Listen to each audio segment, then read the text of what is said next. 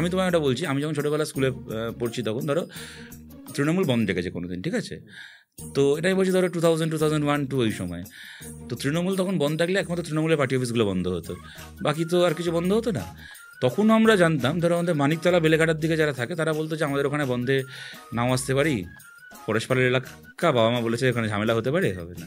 তো আমার সাথে পরেশপালের কোনো আলাপও নেই, আমি এটা ওনাকে আলাদা করে প্রশংসা করার জন্য বলছি না, আমি চিনি না ভদ্রলোককে, কিন্তু আমি তোমায় বলছি এটা তো খারাপ সময় তৃণমূল করেছে। হ্যাঁ, বা ধরো এরকম কত মদন মিত্রকে তো আমরা দেখেছি, আমরা আশুতোষ কলেজ ছিল বলে ওই পাড়ারই লোক দেখতাম। হ্যাঁ, এবার এরা সমস্ত রাস্তায় ফেঁপে করে ঘুরে বেড়াচ্ছে, আর আগের দিন অবধি মমতা ব্যানার্জিকে মমতাজ বেগম পিসি, হ্যাঁ, এসব থার্ড ক্লাস কথা বলে আসলো বাবুল সুপ্রিয় মন্ত্রী হয়ে এখন তৃণমূলের মন্ত্রী। সুজিত বোস সারা জীবন শুনলাম সে নাকি কংগ্রেস, সে নাকি সল্টলেকে নাকি তৃণমূলকে মারে, তৃণমূলকে ধরে, তৃণমূলকে ভোট করতে দেয় না, বুথে বসতে দেয় না, সে এখন তৃণমূলের মন্ত্রী। অ্যাডমিনিস্ট্রেটিভ মিটিং হয় দেখে সুজিত বোস মঞ্চে বসে আছে, আর মদন মিত্রের মতো লোক সারা জীবন তৃণমূল করেছে ফ্রম ডে ওয়ান, সে নিচে বসে আছে।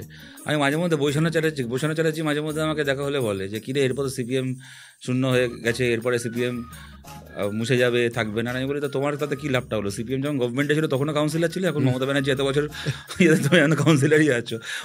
আগে মমতা ব্যানার্জি ইলেকশন এজেন্ট হতো, এখন বাবুল সুপ্রিয় ইলেকশন এজেন্ট হয়। এই এমন একটা পার্টি, শোনো মমতা ব্যানার্জি তুমি সারা জীবন জয় মমতা করো, তোমার কোনো প্রসপেক্ট নেই, কিন্তু মমতা ব্যানার্জিকে গালাগাল দিয়ে গোষ্ঠী উদ্ধার করে তারপর তৃণমূলে যাও, তোমার মতো সম্মান কারণ নেই।